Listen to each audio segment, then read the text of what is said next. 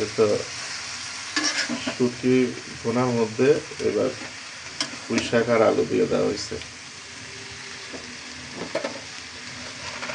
অভিষেকে নিতে পারবো, হবে? হ্যাঁ।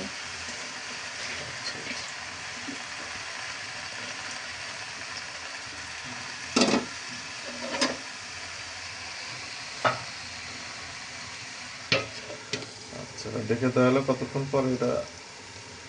5 মিনিট। 5 মিনিট পরে।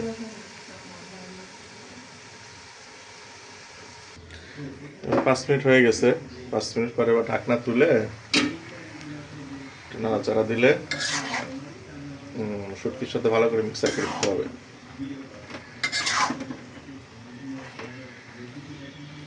এটাকে আবার ঢেকে দেওয়া লাগবে। আর একটু ঢেকে দিয়ে তারপরে নামায় ফেলানো। না, পানি উঠবে না, ওটা কোনো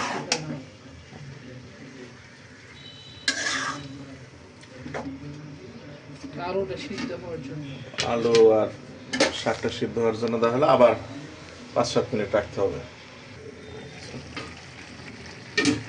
এই অনেক পানি উঠে গেছে।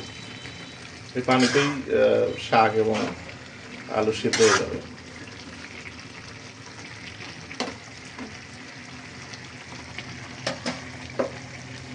জাস্ট